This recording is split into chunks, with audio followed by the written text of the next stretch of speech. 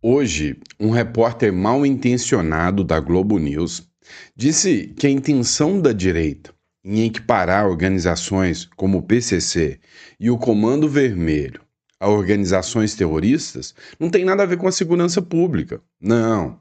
Segundo ele, segundo o Merval Pereira, lá da Globo News, isso são interesses políticos da esquerda. E se isso acontecer, não vai melhorar em nada a segurança pública. Vem cá, eu vou te dizer uma coisa: quem tem interesses escusos aqui não é a direita, não. Pode ter certeza que é esse jornalismo mequetrefe que fica sempre passando pano para o crime organizado.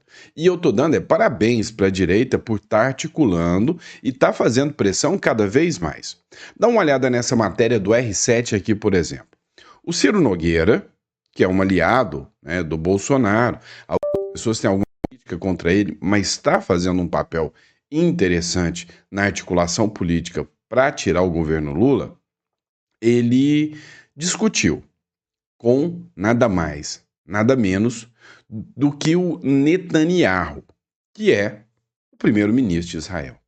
E ali é onde está o Mossad, ali é onde está um dos serviços de inteligência mais letais do mundo, acostumados a combater grupos terroristas.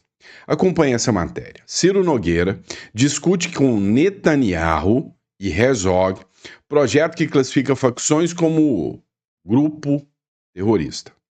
Segundo essa matéria do R7, parece que há uma articulação conjunta de inteligência e o Cláudio Castro, que é o governador do Rio, está envolvido nisso também.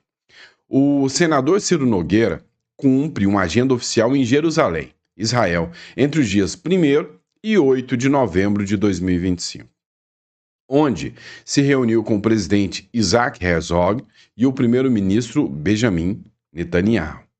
Durante o encontro, o parlamentar abordou segurança pública e o combate a facções criminosas, destacando o combate em andamento no Congresso brasileiro, sobre a possibilidade de classificar facções como organizações terroristas. Abre aspas. Acho que os dois países podem cooperar em diversas áreas, especialmente no enfrentamento ao crime organizado, afirmou o Ciro Nogueira. Peraí, a gente precisa entender um pouquinho mais sobre isso aqui, tá? A gente precisa discutir um pouco mais. Por quê? Num momento em que há uma cooperação entre o governo do Rio de Janeiro e os Estados Unidos, isso aí ficou claro.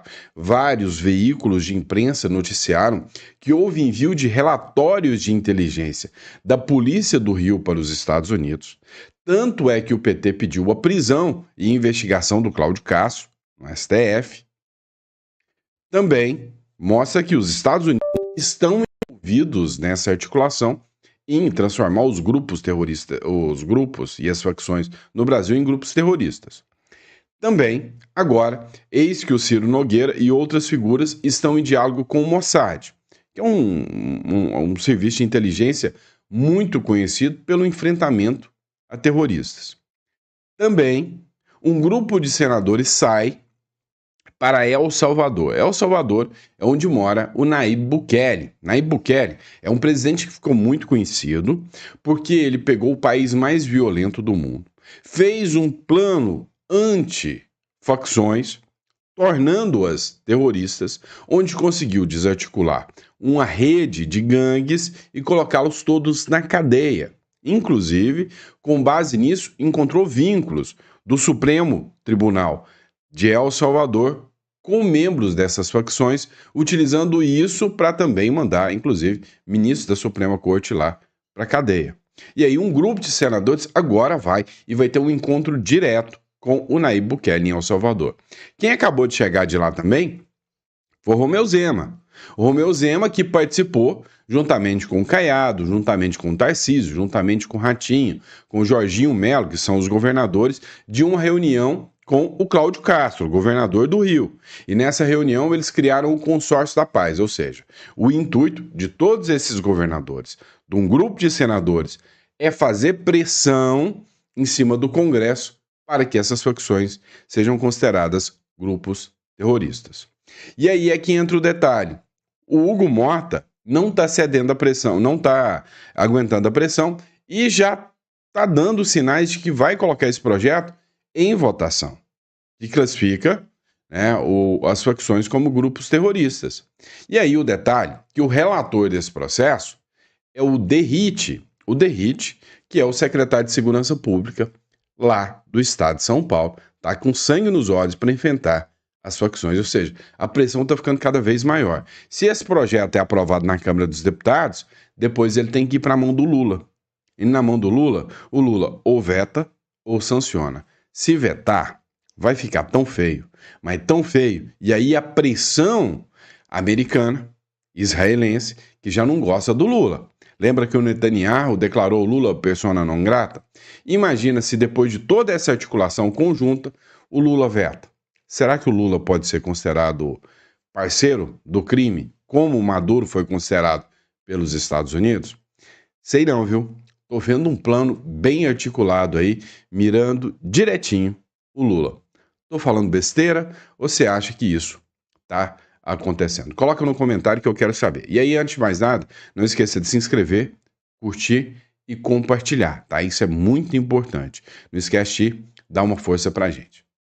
E aí o que fica interessante é o seguinte, quando a gente fala, né, em projeto, lei antiterrorista, que transforma esses grupos, né, do crime organizado como terroristas, surge uma figura, digamos assim, não muito querida pela maioria dos brasileiros que não gostam de crime organizado, que não gostam de facção. Por quê?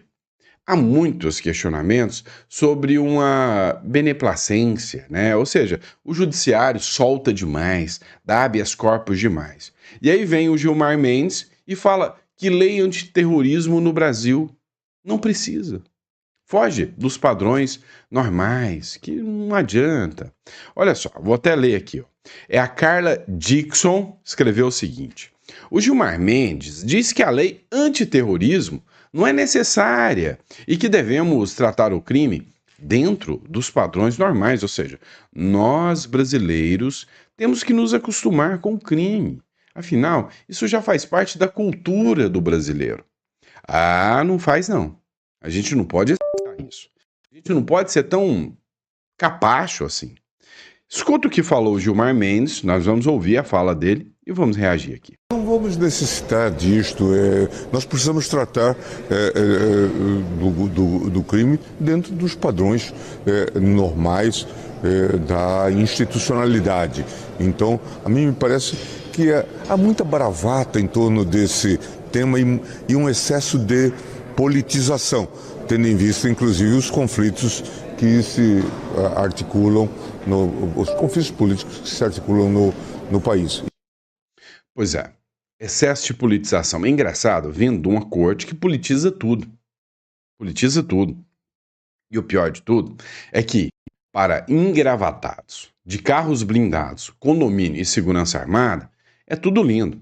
O difícil é para o pai lá da favela que vê o traficante gostando de uma menina de 10 anos e intimando a família a pegar a menina, senão a família inteira morre.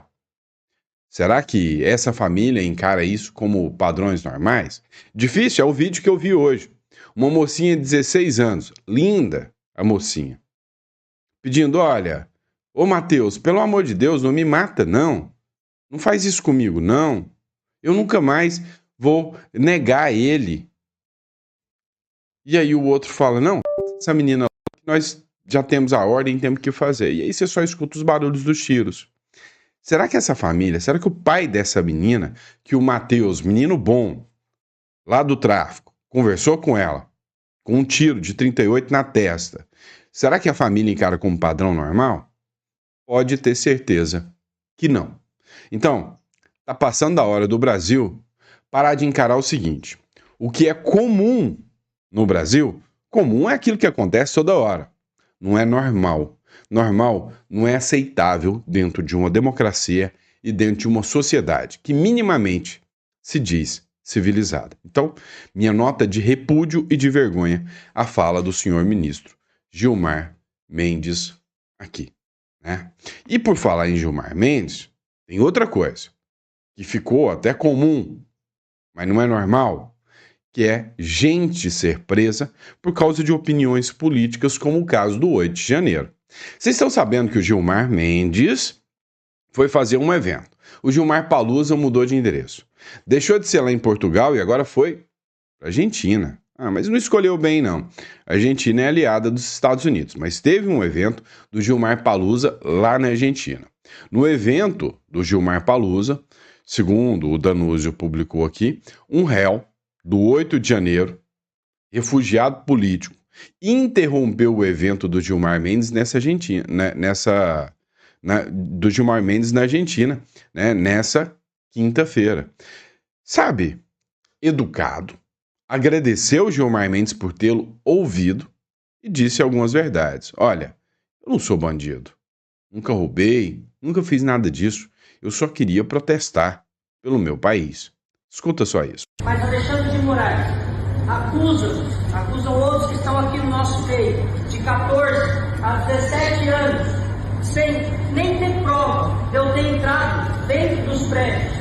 Então, senhor Gilmar, agradeço, eu vim aqui para falar isso, aproveitar esse momento que o senhor está na Argentina, para falar que existem pessoas que dentro, no meio do dia 8, sim, e que não cometeram. Então, agradeço por o senhor me ouvir, agradeço a todos vocês que estão em silêncio, porque se eles estão falando em democracia, essa é uma verdadeira democracia, eu poder falar e me expressar. Então, senhor Gilmar, muito obrigado, te agradeço, sou um dos refugiados aqui na Argentina e te agradeço por me receber e por me ouvir.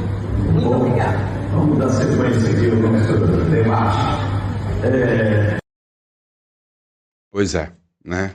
É uma vergonha o que aconteceu sobre tudo isso. Agora, vamos falar de outro ponto também que merece críticas. É o seguinte, o GDF, que é o governo do Distrito Federal, comandado pelo Ibanez Rocha e pela Celina Leão, duas figuras bem conservadoras, fazem um bom trabalho, não à toa foi reeleito o Ibanez Rocha, eles entraram com um pedido. Nesse pedido, eles disseram o seguinte, olha, eu ouvi vocês dizendo que o Bolsonaro vai ser enviado para Papuda. Papuda é o presídio que o GDF, que o governo do Distrito Federal, organiza, controla, gerencia. Ele falou, olha, eu queria, Vossa Excelência, ministro Alexandre de Moraes, que você fizesse uma avaliação médica do Bolsonaro. Porque o Bolsonaro não tem condições de vir para Papuda. O sistema de saúde que nós temos dentro da Papuda não comporta um paciente com a mesma situação que ele. E todos os jornais estão veiculando que vocês vão mandá-lo para cá. Então, faz uma avaliação médica. É óbvio que ao fazer isso, o GDF deu uma bela cartada para livrar o Bolsonaro da Papuda, dizendo a Papuda não é lugar para o Bolsonaro. E se qualquer médico minimamente sério for fazer uma avaliação do Bolsonaro, é óbvio que não cabe o Bolsonaro na Papuda. Não dá certo. E aí o que acontece?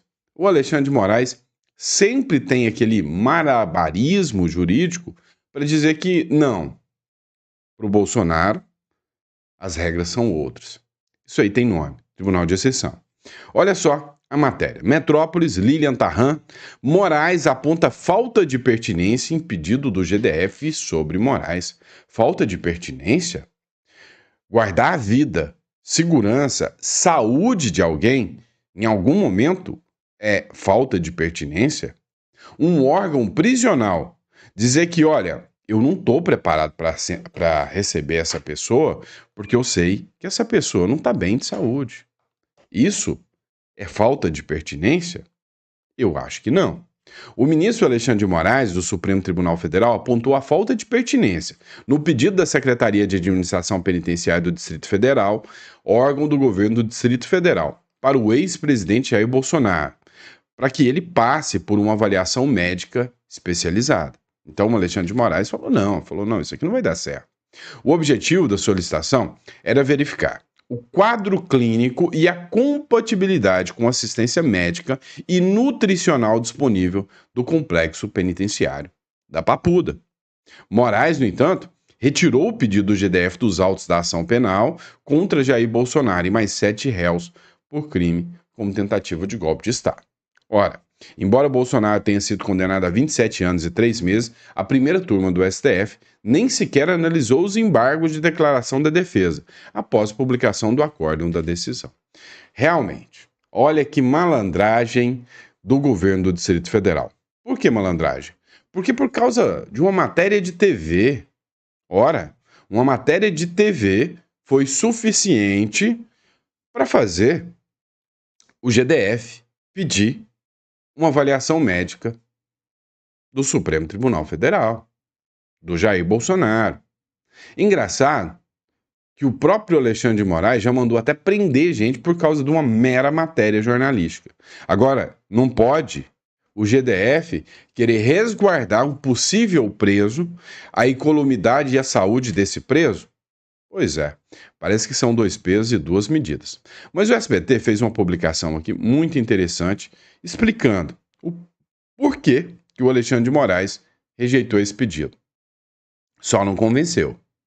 O Moraes, na decisão dele, que foi um despacho ali dentro do processo, ele argumentou que, na verdade, por impertinência, era uma ordem dada para que este documento do governo do Distrito Federal fosse desentranhado. E daí vamos por partes a respeito desse despacho. Porque, primeiro, a impertinência se refere ao fato de que ainda não se está na fase de execução penal, ou seja, de se falar quem vai cumprir a pena, em qual lugar, de que maneira, qual formato, para que então se avalie, de fato, se o Complexo Penitenciário de Brasília, chamado de Complexo da Papuda, tem ou não condições de receber o ex-presidente Jair Bolsonaro diante das necessidades de saúde, nutricionais, médicas, enfim, que ele apresenta.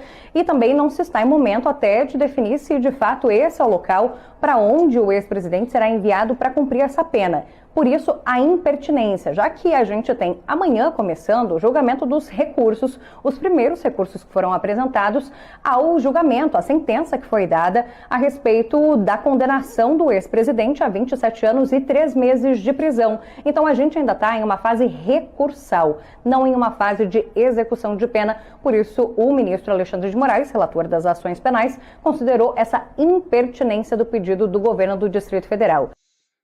Pois é. Que bom que não declarou que foi litigância de má-fé e deu aí 22 milhões de multa no Distrito Federal. Você precisa entender o seguinte: existe um princípio que se chama princípio da dignidade humana. E esse princípio estabelece que a qualquer momento, né, alguém pode pedir pela incolumidade. Ou seja, quando há o risco do perecimento, a vida, né, da tutela do Estado, sim, qualquer órgão público pode, inclusive, impetrar até um habeas corpus, se for o caso. Então, um pedido, né, de avaliação médica é pertinente, sim. Tá, mas vamos falar dentro dos critérios técnicos, ou seja, do processo. Poderia o Alexandre de Moraes falar que ainda está em fase de recurso e que não é o momento? Pode. Beleza. O recurso vai ser julgado. E o recurso vai ser negado. E o Moraes vai pedir para o Bolsonaro ir para a Papuda. GDF tem que fazer o pedido de novo. É simples assim. Ou seja, tá certo o GDF, tá? Em tentar buscar aí a incolumidade, né? Resguardar a incolumidade do presidente, né? Ex-presidente Bolsonaro, tá bom? Ficou clara essa matéria para vocês? Deu para entender direitinho, pessoal, né? A questão técnica aí do Alexandre de Moraes? Se sim, coloca no comentário. E aí, para o Moraes, que disse, né, que não ia colocar o Bolsonaro na Papuda, parece que não é o que a mídia está falando. Toda a mídia está falando o contrário.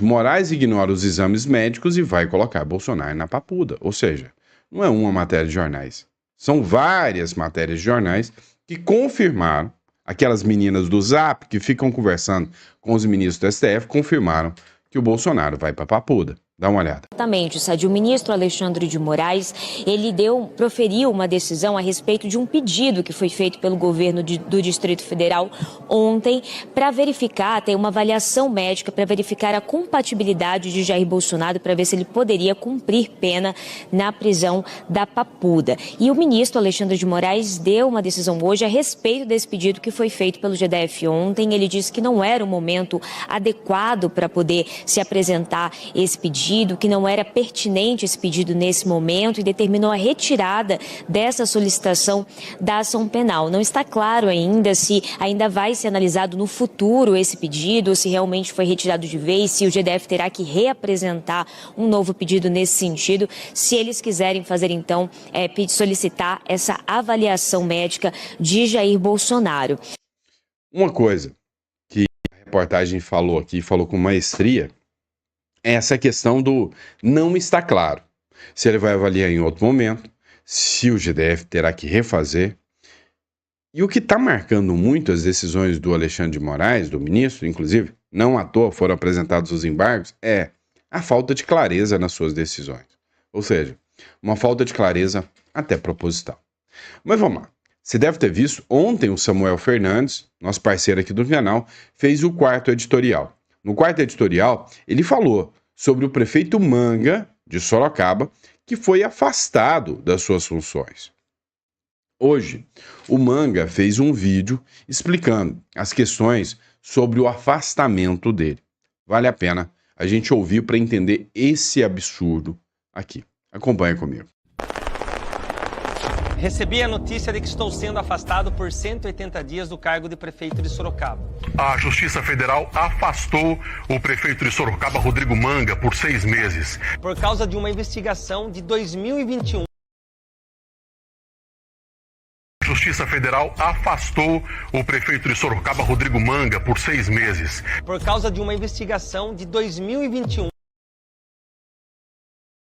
Pois é, pessoal, travando aqui. Não sei o motivo pelo qual começou a travar, tá? Vou colocar aqui de novo, vamos ver se vai fluir agora, tá? Última vez que a gente vai tentar aqui. Se falhar, aí a gente já passa para outra matéria aqui. Vocês sabem, comigo não tem muita frescura, né? Quando não dá, eu já aviso logo. De uma empresa que, desde que tudo foi descoberto, nunca mais prestou serviço para a prefeitura. De lá para cá, Sorocaba virou referência nacional. Fui reeleito com mais de 74% dos votos no primeiro turno. A nossa cidade se tornou um exemplo de gestão, geração de empregos e inovação. E tem o PIB que mais cresce em todo o Brasil. E sabe o que mais incomoda eles? É que a pessoa que fez tudo isso acontecer é hoje um dos políticos que mais fala com a juventude. Essa nova geração que não aceita enrolação, que quer resultado e entende que o Brasil tem pressa. E é justamente quando eu venho para Brasília, que é onde eu preciso estar para fazer o Brasil andar, que eles tentam me parar. Parece coincidência, né? Mas não é. É o sistema mandando um recado. Não saia da linha, não mude o jogo. Mas o jogo está mudando. E essa mudança tem rosto, tem voz e tem energia. A geração Z está transformando a política em vários países, mostrando que quando os jovens participam, o jogo muda de verdade. Eu respeito a decisão judicial, confio na justiça e tenho certeza que isso será revertido o quanto antes. Mas nada disso muda o que já começou. Eles podem tentar atrasar o passo, mas não vão conseguir parar o movimento. Podem afastar um homem, mas não vão conseguir afastar um sentimento. Podem tentar calar uma voz, mas não calam uma geração. Eu vou deixar um recado aqui bem claro para vocês. Nós viemos para mudar e ninguém vai conseguir segurar o que já começou. O Brasil tem pressa e a gente vai fazer dele o melhor país do mundo para se viver. Quem aí duvida, né? Quem acha que tudo isso está acontecendo simplesmente porque o cara realmente tem o potencial de se tornar um presidenciável forte, né? Quem aí acredita nisso? Eu sei que tem, tá? A grande questão é que ele tem um discurso que, sabe, levanta multidões. E entenda, ele pode não ser o presidente da República, mas ele pode ser o governador do estado, ele pode ser um senador, mas antes de mais nada, ele é um incômodo para o sistema. E o sistema já deixou muito claro, se você é um incômodo para mim, é fácil, com uma caneta eu tiro você da jogada. É por isso que eu falo muito sobre o caso do Eduardo Bolsonaro, que lançou sua pré-candidatura ontem. Será que a candidatura vai até o final? Será que o sistema deixa? Vamos ser sinceros aqui. Pouco provável. Mas olha só, achei muito interessante, tá? Do professor aqui, professor Marcelo Bruggen, ele fez uma análise sobre a retirada e a cassação do Manga. Faz o L.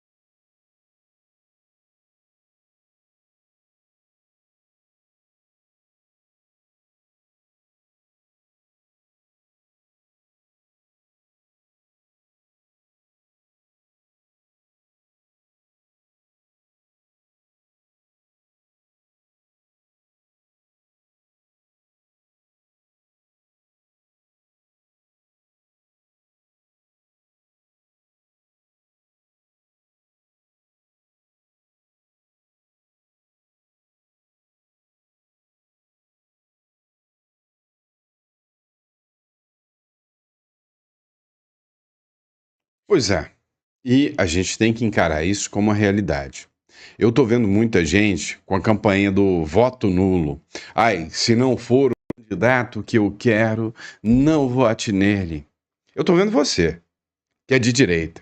Se eles não deixarem o Bolsonaro concorrer, eu não voto em mais ninguém. Ah, não, mas tem o Eduardo Bolsonaro. Se não for o Eduardo Bolsonaro, eu não voto em mais ninguém. Eu não voto no Tarcísio, eu não voto no Caiado. Pois é. Que eu acho que eles são candidatos permitidos? Até tudo bem, eu não discordo não. Mas cá entre nós, você tá afim de encarar o Lula por mais 4 anos? Você tá afim de ser um cara como o MBL? Você tem que combater isso. Outro ponto, o MBL, ele vem com um discursinho de que ele é a direita que fala com a juventude. Meu amigo, isso não vai colar. Não vai colar, tá? Ou seja, o que eles querem no final das contas mesmo, é trazer a direita, ou melhor, trazer a juventude para uma direita obediente, caladinha, que acompanha o sistema, ou melhor, que até faz parte desse sistema, que tem Temer como presidente de honra, essa turma que, sabe, não questiona, a não ser que seja autorizada a questionar. Não tiro em nenhum momento a razão do professor Bruno aqui, tá bom? Vamos lá, pessoal. Olha só, o Lula tá fazendo um evento vergonhoso em Belém. E aí, sabe o que é interessante? A CNN publicou uma matéria, e nessa matéria que a CNN publicou, ela fala do preço de 2 salgadinhos. Que isso, gente? Um evento, né, pro pobre, afinal. O Lula não gosta de rico? Mas dá uma olhada nesse evento aqui para tratar do clima. Amigos, nesse primeiro dia de discussões sobre o clima, eu, enfim, trabalhando bastante, correndo bastante aqui nesse parque da cidade, onde foi montado todo o complexo da COP30, eu fui buscar um salgadinho para comer. E tá caro. Essa quiche de espinafre, mais essa... não vou fazer propaganda, mas esse refrigerante zero, isso aqui deu R$70. E veja o tamanho da quiche. Não é uma torta de espinafre, é uma quiche de espinafre. Mas eu achei que ia ser pouco, né? Pra me alimentar pelo dia inteiro. Então ainda comprei esse camarão com queijo, que deu R$29. Ou seja, aqui deu R$99. É muito caro. Aí eu falei, nossa, mas o salgadinho, R$29? Aí ela, mas o queijo é de Marajó. Deve ser um queijo maravilhoso, é claro que eu vou provar. E respeitando a culinária aqui do lugar, respeitando tudo, mas esses preços estão exorbitantes aqui na COP.